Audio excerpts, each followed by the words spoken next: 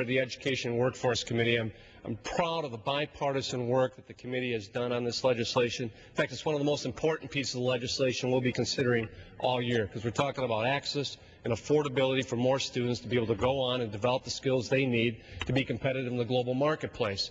But I also want to especially thank a number of individuals who helped include in this Reauthorization Act a RealTime Writers Act, which is vitally important.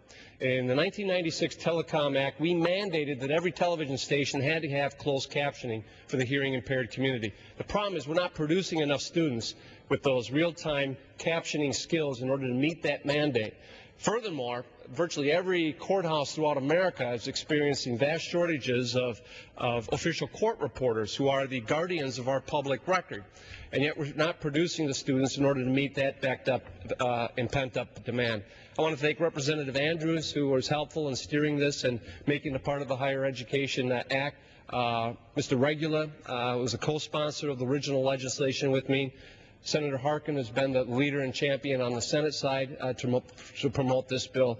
But I also want to commend Representative Hare and Loebsack for an amendment that they're going to offer later that would provide competitive grants for leadership training skills for superintendents and principals throughout the country. As those on the committee are well aware, we're facing a demographic challenge with over 50% of the superintendents and principals about to retire in this country in the next 5 years.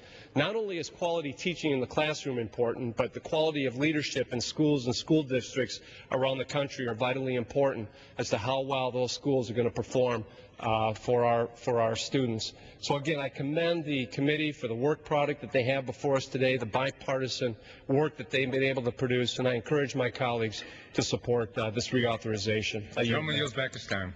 Gentleman from California. Reserve my time. Reserves his time. Gentleman from California.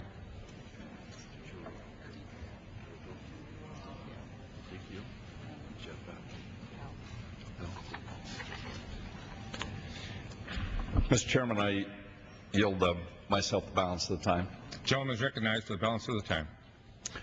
For years, Republicans have fought on behalf of students and families to make college more affordable. Now our cause is bipartisan. Our vision for reform is the centerpiece of comprehensive Higher Education Act reauthorization. For students and families grappling with rising college costs, this bill establishes college affordability comparison tools to help put cost increases into perspective. Students will be able to search, sort, and compare key cost indicators for every school in the country.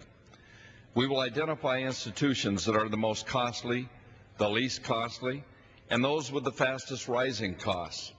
And for schools engaging in a pattern of extraordinary high cost increases, we demand greater disclosure and concrete steps to identify inefficiencies and fix them.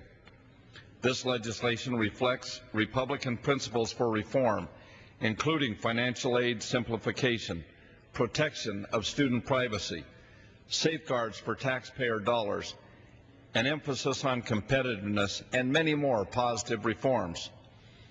We will not have this bill before us today without the hard work of staff on both sides of the aisle.